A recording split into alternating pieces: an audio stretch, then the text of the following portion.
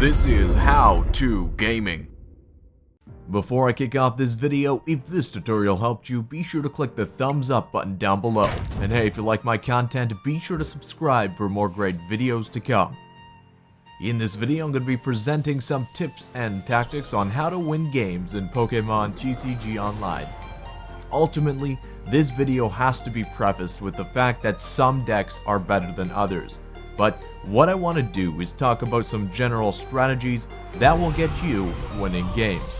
But that being said, let's move on to my first tip, risk identification. Being able to identify which of your opponent's cards poses the highest risk to your own Pokémon is very important when playing Pokémon TCG Online.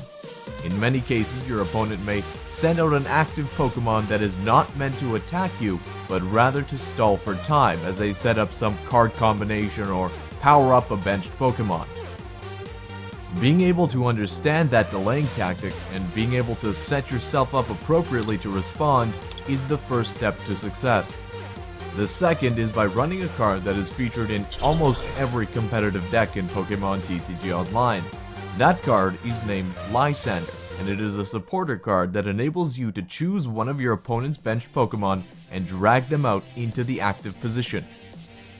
Effective use of Lysandre, as well as similar cards such as Pokémon Catcher, may help you respond to threats of your opponent on the back bench.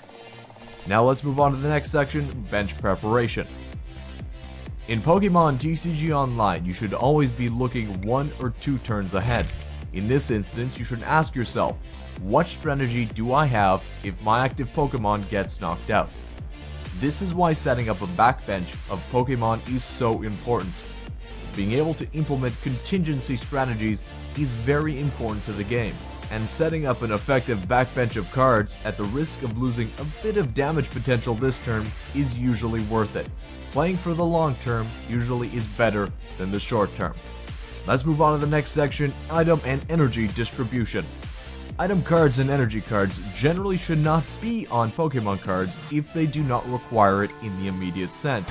What I mean is that generally if you have an item card in your hand, say like a muscle band for example, the risk of putting that card down, only to have it wiped away by cards like Sparkling Megaphone before it could be used, should be avoided. This is similar to energy cards. Spreading energies across various Pokemon enables you to have more versatility in game.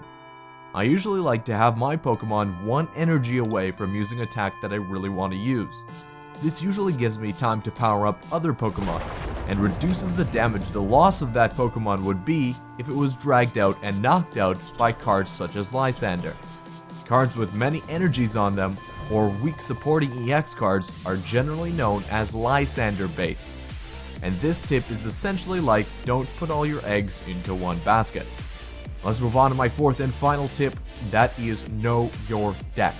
It's important that you know the deck you're playing well. This comes down to not only think of what cards you can play, but also the odds of drawing the cards you need.